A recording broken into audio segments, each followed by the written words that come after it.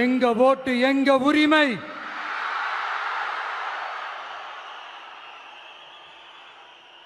எங்களை யாரும் விலைக்கு வாங்க முடியாது.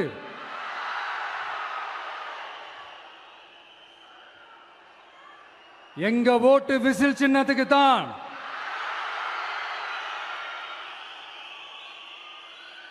யாரையும் நம்பி ஏமாற மாட்டோம்.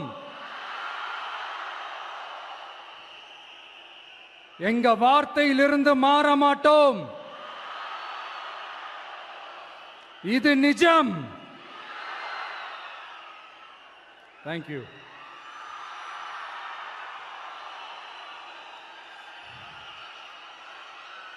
ஒரு குட்டி கதையிலிருந்து ஆரம்பிப்போமா?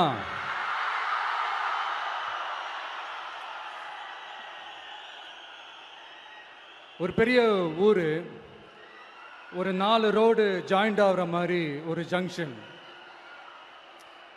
ஒரு பிஸியான ஏரியா, ஆள் நடமாட்டம் அதிகமாக இருக்கக்கூடிய ஒரு ஏரியா. அங்கே சென்டரில் ஒரு முரட்டு ஜல்லிக்கட்டு காலை ஒன்று நின்றுட்டு இருக்குது. காலில் மண்ணை வீசிக்கிட்டு சீறிக்கிட்டு அப்படியே நின்றுட்டு இருக்குது. யாருமே பக்கத்தில் போக முடியல. அந்த இடம் ஒரு கேஷுவலாக மாறணும் அப்படின்னா அந்த காளையை அடக்கி அமைதியாக்கினா தான் மறுபடியும் ஒரு பேக் டு நார்மல் சுச்சுவேஷனுக்கு அந்த இடம் மாறும். அந்த ஊரில் இருக்கிற ஒரு சில பேருக்கு மட்டும்தான் அந்த காளை அடங்கும்.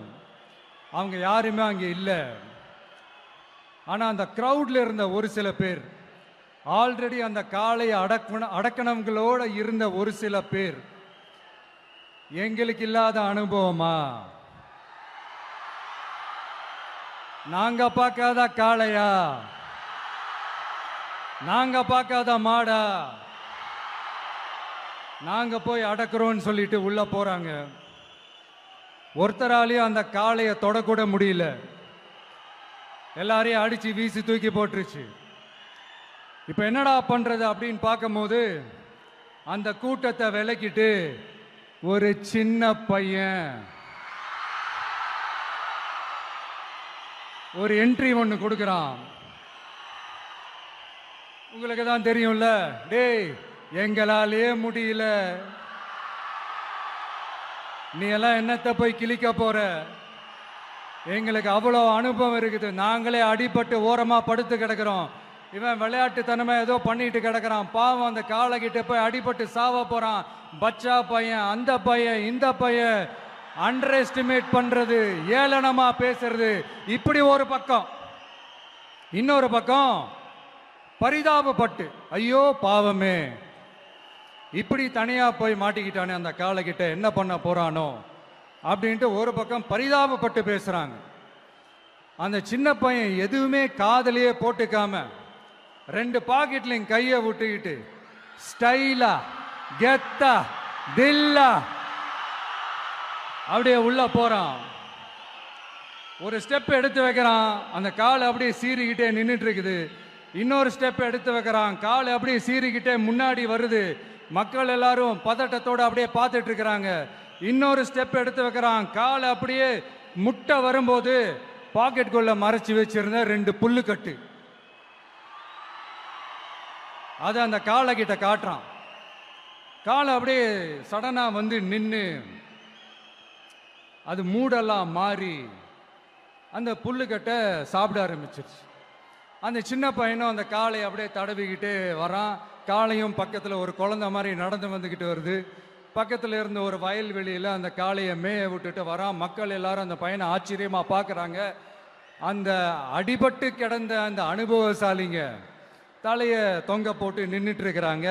ஏன்னா பேசின பேச்சு அப்படி. வாய் இருக்குன்றதுக்காக நக்கலுமா நையாண்டியுமா நச நச நச நசன் ஒரே பேச்சு. என்ன பண்றது, தலையை குனிஞ்சு அப்படியே நின்றுட்டு இருக்கிறாங்க.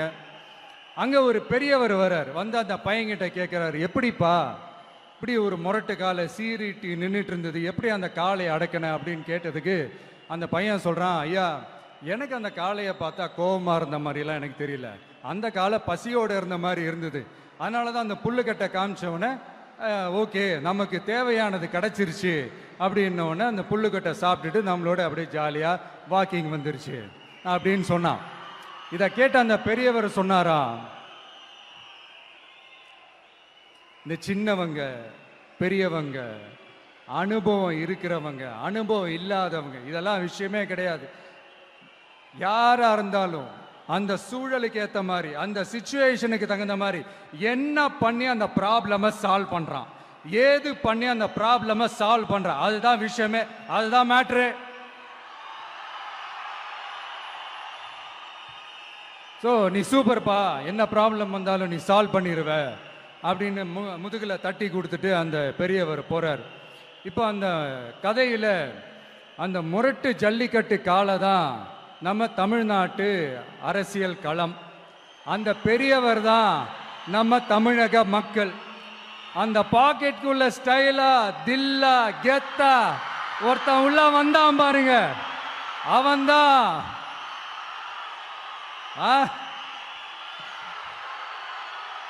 நான் இல்லைங்க, நான் இல்லை, நானு நீங்க நாம எல்லாருமா சேர்ந்து மாபெரும் மக்கள் சக்தியா இருக்கக்கூடிய நம்ம டிவிகே, அதுதான் அந்த சின்ன பையன்.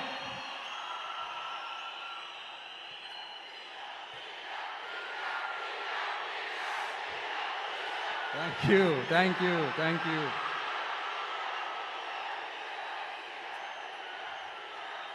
மக்களை நேசிக்கிற ஒரு நல்ல தலைமை இல்லாததுனால இத்தனை வருஷமா வேற வழி இல்லாம ஸ்டாலின் சார் கொடுத்த அந்த பொய்யான வாக்குறுதிகள் எல்லாத்தையும் நம்பி ஏமாந்த நம்ம மக்களுக்கு சரியான நேரத்தில் ஒரு வெகுஜன மக்கள் இயக்கமா வந்தது தான் நம்ம டிவிக்கு.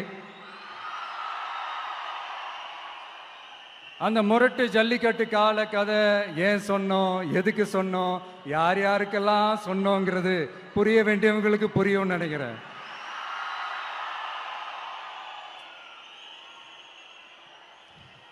இப்போ நாம ஒவ்வொரு வீட்டில் உயிரா உணர்வா இருக்கிறோம். ஆனால் நான் உங்க எல்லாரையும் நேரில் சந்திக்கணும், நீங்க இருக்கிற ஊருக்கே உங்களை சந்திக்கணும் அப்படின்றது தான் எனக்கு மனசுல இருக்கிற ஒரு பெரிய ஆசை. ஆனா அந்த சிச்சுவேஷன் ஒரு எதிர்கட்சியா இருந்து கேள்வி கேட்டுட்டு இருக்கிற இந்த நேரத்தில் நமக்கு எதிராக என்ன சூழ்ச்சிகள்லாம் நடக்குதுன்றது உங்க எல்லாருக்குமே நல்லா தெரியும். அதனால இப்போ உங்களுக்கு ஒரு வாக்குறுதியை கொடுக்கிறேன், நம்மளுடைய ஆட்சி அமைஞ்சதும் ஒவ்வொரு கிராமத்துக்கும் நான் நேரடியா வந்து என்னுடைய சொந்தங்களாகிய உங்க எல்லாரையும் நான் சந்திக்கிறேன்.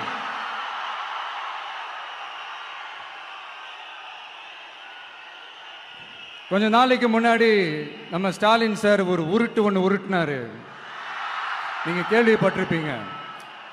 இப்ப வரப்போற எலெக்ஷன் எதுக்கான எலெக்ஷன்? நம்ம சட்டமன்ற தமிழ்நாடு சட்டசபைக்கான ஒரு தேர்தல் இல்லையா? இதே தமிழ்நாட்டுக்கும் டெல்லிக்குமான ஒரு எலெக்ஷன் அப்படின்னு சொல்றாங்க. இன்னும் கொஞ்சம் மேலே போய் தமிழ்நாட்டுக்கும் என்டிஏவுக்குமான ஒரு எலெக்ஷன் அப்படின்னு சொல்றாங்க. என்ன சார், டெல்லியில் ஏதாவது நிற்க போறீங்களா? அப்புறம் ஏன் தமிழ்நாட்டுக்கும் டெல்லிக்குமான ஒரு எலெக்ஷன் சொல்றீங்க? அப்புறம் இது ஏதாவது பார்லிமெண்ட் எலெக்ஷனா, பிரதமர் பதவிக்கு ஏதாவது போட்டி போடுறீங்களா? அப்புறம் ஏன் அதை தமிழ்நாட்டுக்கும் என்டிஏவுக்குமான ஒரு எலெக்ஷன் சொல்றீங்க? எங்களுக்கு புரியலையே சார், இது என்ன லாஜிக்னு எங்களுக்கு புரியலையே. எந்த எலெக்ஷனை எப்படி டீல் பண்ணணும், எப்படி ஹேண்டில் பண்ணணும்ன்றது நம்ம தமிழ்நாட்டு மக்களுக்கு தெளிவா தெரியும். நம்ம தமிழ்நாட்டு மக்கள் மாதிரி ஒரு தெளிவான மக்களை நீங்க பார்க்கவே முடியாது. சூப்பர் கிளாரிட்டியோட சூப்பர் மக்கள் சார் நம்ம மக்கள். இந்த போருக்கு போறதுக்கு முன்னாடி தான் இந்த படை பரிவாரங்களோட போவாங்கன்னு கேள்விப்பட்டிருக்கிறேன். ஆனா நீங்க என்னடானா இந்த ஒன்னுத்துக்கும் உதவாத இந்த பால் டப்பாவை உருட்டிக்கிட்டு இருக்கீங்களே சார். உண்மையிலே இந்த எலெக்ஷன் எதுக்கான எலெக்ஷன் சொல்லட்டுமா? தமிழ்நாட்டு மக்களுக்கும் ஊழலுக்கும் நடக்கிற போர், தமிழ்நாட்டு மக்களுக்கும் லஞ்சத்துக்கும் நடக்கிற போர், தமிழ்நாட்டு மக்களுக்கும் இந்த நிர்வாகத்தை சரியா செய்யாத இந்த திமுக அரசுக்கும் நடக்கிற போர், அதாவது தமிழ்நாட்டு மக்களுக்கும் உங்க ஆட்சிக்கும் நடக்கிற போர், தமிழ்நாட்டு மக்களுக்கும் ஸ்டாலின் சாருக்கும் நடக்கிற போர். இன்னும் சுருக்கமா சொல்லணும்னா, விஜய்க்கும் ஸ்டாலின் சாருக்கும் நடக்கிற போர்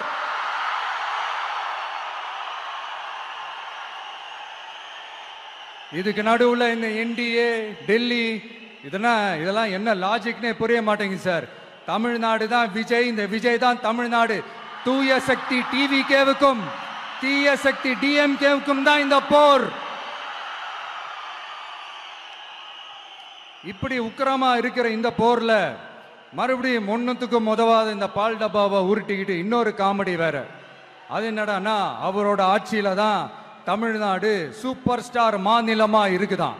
கரெக்ட், தமிழ்நாடு சூப்பர் ஸ்டார் மாநிலம் தான்.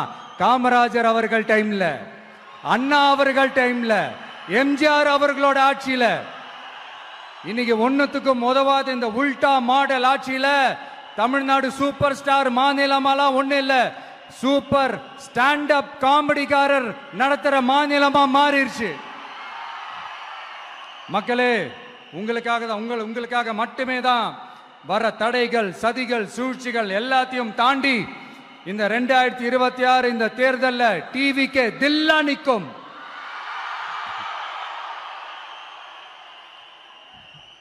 இதுவரைக்கும் நடந்த எலெக்ஷன் வேற, இப்ப நடக்க போற எலெக்ஷன் வேற. ஒவ்வொரு 5 இயர்ஸுக்கும் நடக்கிற எலெக்ஷன் மாதிரி இதை நினைச்சிடாதீங்க. 50 வருஷத்துக்கு ஒரு வாட்டி நடக்க போற ஒரு எலெக்ஷன் மாதிரி இது. அதிசய எலெக்ஷன். ஒரு எலெக்ஷன்ல அவங்களோட எதிரிகளை தான் எதிர்ப்பாங்க, அப்படிதான் எதிர்ப்பாங்க, அதுதான் யதார்த்தமும் கூட. ஆனா இந்த எலெக்ஷன்ல தான் ஒட்டுமொத்தமா எல்லாருமா சேர்ந்து ஒருத்தனை எதிர்க்கிறாங்க. ஒட்டுமொத்தமா எல்லாருமா சேர்ந்து இந்த விஜயை எதிர்க்கிறாங்க. ஏன்னா இந்த விஜய் ஊழலை எதிர்க்கிறான், லஞ்சத்தை எதிர்க்கிறான், மக்களோட மக்களா நிக்கிறான். அந்த மக்கள் அவன் கூட நிக்கிறாங்க. அந்த காண்டு எப்படி? அந்த காண்டு தான் ஒட்டுமொத்தமா எல்லாருமா சேர்ந்து ஒருத்தனை எதிர்க்க காரணம். நீங்க எப்படி வேணா எதிர்த்துக்காங்க, ஆனா போட்டி 2 பேருக்கு நடுவுல தான். ஒண்ணு இன்னொன்னு. இந்த எலெக்ஷன் டேல மேக்சிமம் என்ன பண்ணுவீங்க?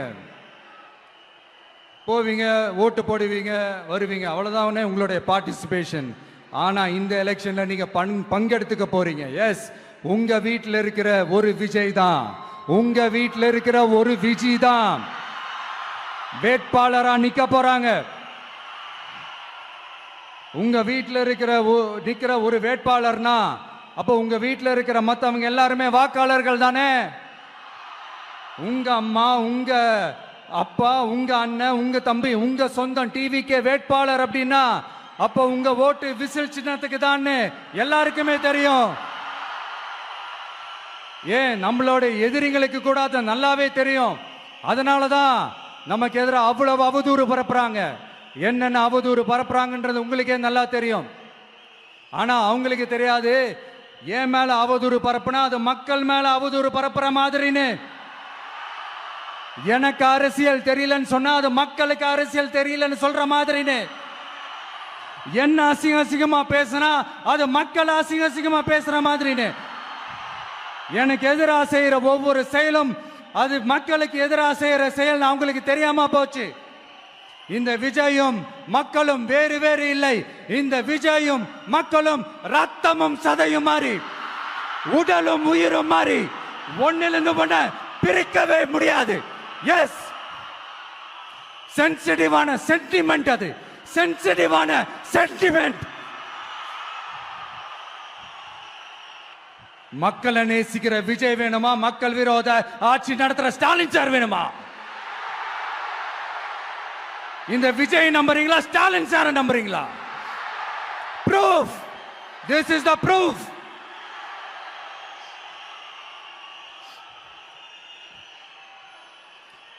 இந்த தீய சக்தி, ஊழல் சக்தி, இதெல்லாம் ஏன் சொல்றோம், எதுக்கு சொல்றோம், யாரை சொல்றோன்றதெல்லாம் மக்களுக்கு தெளிவா தெரியும். அதே மாதிரி டிவி கேவுக்கு போட்டி டிஎம்கே தான்றதும் மக்களுக்கு தெளிவா தெரியும். அப்படி இருக்கும்போது நாம ஏதாவது பேசினா வாண்டடா சில பேர் வந்து வண்டியில் ஏறி உட்காந்துக்கிறாங்க. ஆமா, வாண்டடா சில பேர் வண்டியில் ஏறி உட்காந்துக்கிட்டு குரல் கொடுக்குறாங்க. சீரியஸா ஒரு போட்டி நடந்துகிட்டு இருக்கும் போது இங்க காமெடிக்கெல்லாம் இடம் இல்லை பாஸ். இதெல்லாம் மக்களுக்கு தெளிவா தெரியும்.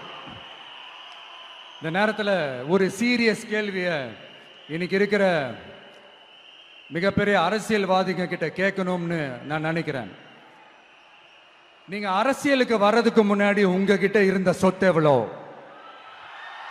அரசியலுக்கு வந்ததுக்கு அப்புறம் இன்னைக்கு உங்ககிட்ட இருக்கிற சொத்து எவ்வளோ?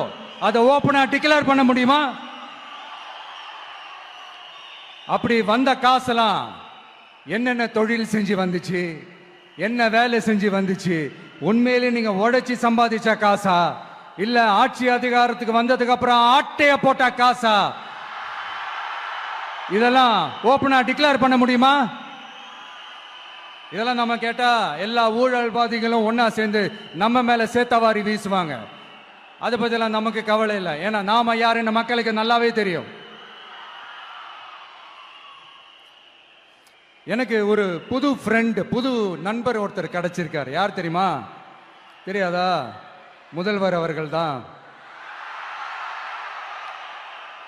இப்போ ஒரு நிருபர் ஒருத்தர் கேட்ட கேள்விக்கு எனக்கு எதிரிகள்லாம் யாரும் இல்லை, அவங்க எல்லாருமே எனக்கு நண்பர்கள் தான் அப்படின்னு சொன்னாங்களே. அப்படி நாங்கெல்லாம் உங்களுக்கு நண்பர்கள்னா அப்புறம் ஏன் சார் கரூர் விஷயத்துல ஏன் மேல பழி தூக்கி போட்டீங்க?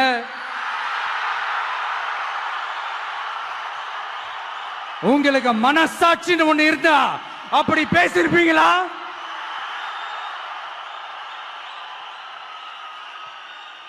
அப்படி நாங்களாம் உங்களுக்கு நண்பர்கள்னா ஒரு ஈவெண்ட், ஒரு ஃபங்க்ஷன் நடத்துறதுக்கு ஒரு இடமோ ஒரு பர்மிஷனோ ஏன் கொடுக்க மாட்டேன்றீங்க? எல்லாத்தையும் நீங்களே பண்ணிட்டு போற போக்கில் அப்படியே பொய்களா அடிச்சு விட்டுக்கிட்டு இருக்கீங்க. உங்களோட உண்மையான நண்பர்கள் யாருன்னு சொல்லட்டுமா? லஞ்சம், ஊழல், அரசியல் ஆதாயம், இதெல்லாம் தான் உங்களோட உண்மையான நண்பர்கள். பர்சனலா நீங்க எப்படி வேணா இருந்துக்கங்க சார், நமக்கு அதை பத்தி கவலை இல்லை, நமக்கு அது அவசியமும் இல்லை. ஆனா உங்க ஆட்சி தான் தப்பான ஆட்சி, தமிழ்நாட்டுக்கு தேவையில்லாத ஆட்சி. கொஞ்ச நாளைக்கு முன்னாடி கற்பனையா ஒரு விஷயம் ஒன்று சொன்னேன். இந்த முதல்வர் கூட விசில் சின்னத்துக்கு தான் வாக்களிப்பாரு அப்படின்ட்டு கற்பனையா ஒன்று சொன்னேன். ஆனா இன்னைக்கு நிஜமாவே நமக்கு ஆதரவா ஒரு கோஷத்தை எழுப்பியிருக்கிறாங்க. அது என்ன தெரியுமா? எங்க வாக்கு சாவடி வெற்றி வாக்கு சாவடியா. அதுக்கு அர்த்தம் என்ன தெரியுமா? எங்க வாக்கு சாவடி விஜய் வாக்கு சாவடின்னு அர்த்தம்.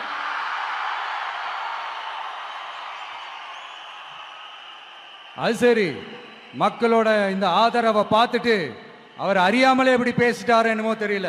50 வருஷம் எக்ஸ்பீரியன்ஸ் அரசியல்ல, உண்மை என்னன்னு ஒத்துக்கிட்டு தானே ஆகணும்.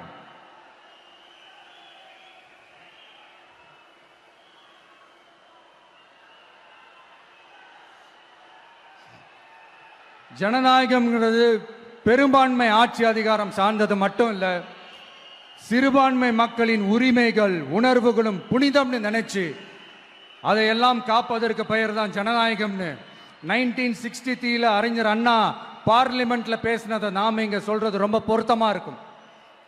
அறிஞர் அண்ணா சொன்னது தான் டிவிகேவோட நிலைப்பாடும்.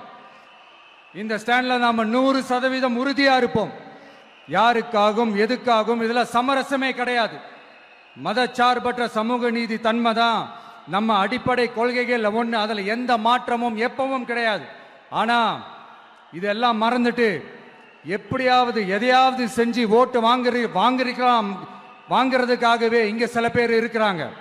அவங்கள மாதிரி நமக்கு அப்படி சில பிரச்சனைகள்ல எரியற நெருப்புல எண்ணெய ஊத்துற எண்ணமே இல்லை.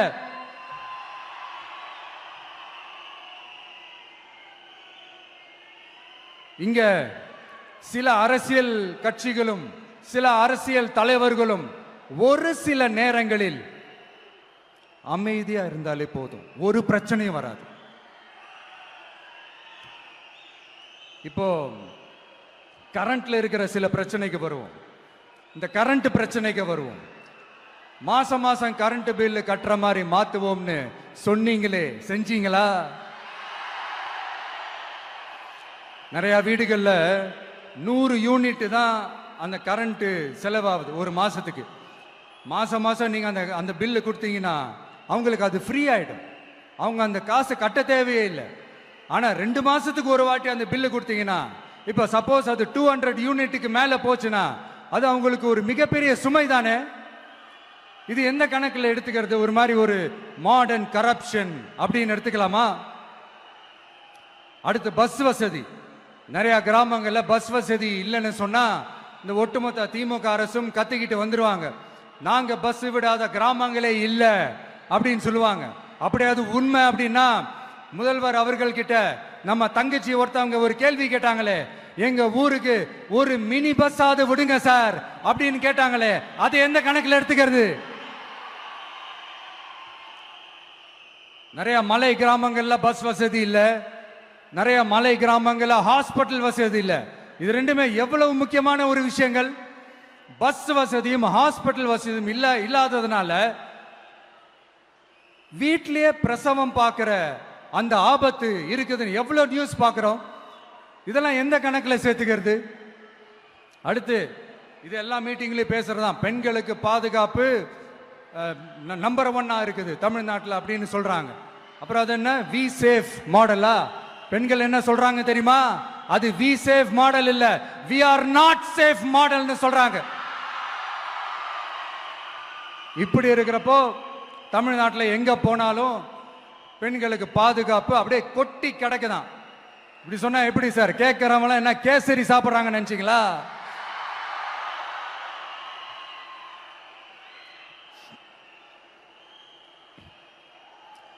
அடுத்து இந்த சட்டம் ஒழுங்கு, அது காணாம போய் ரொம்ப நாள் ஆச்சு. இவன் வேற, இந்த விஜய் வேற, எங்க போனாலும் இந்த மக்கள் கிட்ட இந்த சட்டம் ஒழுங்கை பத்தி பேசி ஞாபகப்படுத்திக்கிட்டே இருக்கான்னு முதல்வர் அவர்கள் அவங்க கூட இருக்கிறவங்க கிட்ட எல்லாம் சங்கடப்பட்டாராம். நாம் என்ன பண்றது? நாம தான் தமிழ்நாட்டோட விசில் ப்ளோயர் ஆச்சே. நாம எப்படி சைலண்டா இருக்க முடியும்? நாமளும் கேள்வியா கேட்கிறோம், ஆனா பதிலெல்லாம் வந்த மாதிரியே தெரியல. இருந்தா தானே வர்றதுக்கு, வச்சுக்கிட்டா வஞ்சனை பண்றாரு. 5 வருஷமா பதிலே சொல்லாம அப்படியே கடந்து வந்துட்டாரு. ஆனா இனிமே அப்படிலாம் இருக்க முடியாது, பதில் சொல்லி ஆகணும். மக்களே, இந்த தீய சக்தி, இந்த அட்ராசிட்டிய ஒரு எண்டு கார்டு போடணும் அப்படின்னா அவங்கள சுவிட்ச் ஆஃப் பண்றது தான் ஒரே சொல்யூஷன். அதுக்கான ரிமோட் தான் வரப்போற எலெக்ஷன். அந்த ரிமோட்ல நீங்க அழுத்த வேண்டியது ஒரே ஒரு ஆப்ஷன், அதுதான் நம்ம விசில் சின்னத்தோட பட்டன். இத 4 விஷயத்தை நீங்க செஞ்சாலே போதும். ஒவ்வொரு இவிஎம் மிஷின்லயும் விசில் சின்னத்துக்கு நேரா இருக்கிற அந்த பட்டனை பச்சக்கு பச்சக்கு பச்சக்குன்னு ஒரு அழுத்துங்க. எப்படி? அவ்வளவுதான். நாம காஞ்சிபுரத்தில் பேசும்போது நம்மளுடைய விஷன் என்னன்னு சொன்னோம். இப்ப அதனுடைய கண்டினியூஷனா சில விஷயங்கள் இங்க நான் சொல்லணும்னு ஆசைப்படுறேன். இப்பவும் சொல்றேன், உறுதியா சொல்றேன், சத்தியமா சொல்றேன். பெண்கள், பெண் குழந்தைகள், ஆண் குழந்தைகள் பாதுகாப்பு நம்ம ஆட்சியில நம்பர் 1 இருக்கும். சட்டம் ஒழுங்கு ரொம்ப ரொம்ப ஸ்ட்ரிக்டா இருக்கும். அரசு பள்ளிக்கூடங்களும் கல்லூரிகளும் முதல் தரமா இருக்கும். போட்டி தேர்வுகளுக்குன்னு லட்சங்களை கொட்டி தனி கோச்சிங் சென்டர் போய் படிக்க அவசியமே இருக்காது. ஏன்னா கவர்மெண்ட் ஸ்கூல், காலேஜ் சிலபஸே போட்டி தேர்வுகளை ஈஸியா சந்திக்கிற வகையில் அந்த ஸ்டாண்டர்டுக்கு ஏத்த மாதிரி அமைக்கப்படும். உயர்நிலை பள்ளி பாடத்திட்டங்களிலேயே அடிப்படை அரசியல் சாசன சட்டம் சேர்க்கப்படும். மாநில மற்றும் ஒன்றிய அரசு அலுவலகங்கள், வங்கிகளின் செயல்பாடுகள் மற்றும் அவற்றை அணுகும் முறை குறித்து மாணவர்களுக்கு தெளிவான புரிதலை ஏற்படுத்தும் வகையில் தேர்வுகள் அற்ற செயல்முறை பாடமாக கற்பிக்கப்படும். இந்தியா முழுக்க உள்ள ஒன்றிய அரசு சார்ந்த கல்வி நிலையங்கள் மற்றும் அதன் சேர்க்கை, அட்மிஷன் குறித்து புரிதலும் தெளிவும் மாணவர்களுக்கு உருவாக்கப்படும். அனைத்து அரசு பள்ளிகளிலும் பெண் குழந்தைகளுக்கு சுத்தமான, சுகாதாரமான மற்றும் தரமான கதவுகள் பொருத்தப்பட்ட ரெஸ்ட் ரூம்கள் அமைப்பது உறுதி செய்யப்படும். போதைப் பொருட்கள் இல்லாத தமிழகம் உருவாக்கப்படும். மாவட்ட கலெக்டர்கள் மற்றும் எஸ்பிக்களில் சரி பாதி பெண்களாக இருக்கும்படி செய்வோம்.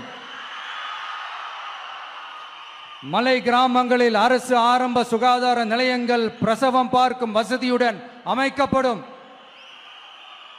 பஸ் போக்குவரத்து இல்லாத கிராமங்கள் மற்றும் மலை கிராமங்களே இல்லை என்ற நிலை உருவாக்கப்படும். ஏற்கனவே அமைப்பு சாரா தொழிலாளர்கள் அமைப்பு இருந்தாலும் ஆட்டோ, டாக்ஸி மற்றும் லாரி டிரைவர்களுக்கென அவர்களின் நலன்களுக்காகவும் குடும்ப நலன்களுக்காகவும் தனியாக நல வாரியம் அமைக்கப்படும்.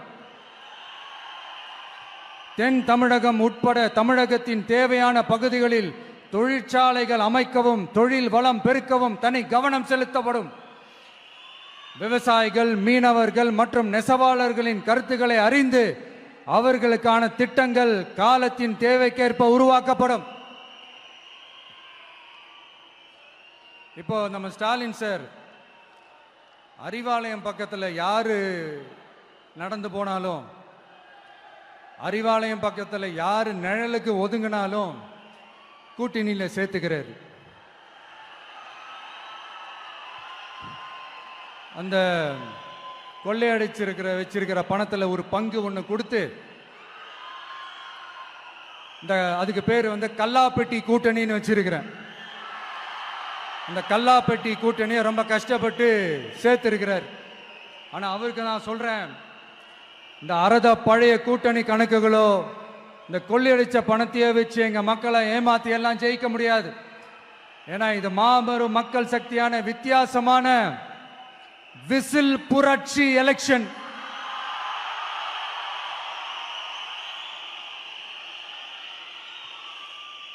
உங்களோட நான் இருக்கேன், நம்மளோட நம்ம மக்கள் இருக்கிறாங்க. இதுக்கு மேல என்ன வேணும்?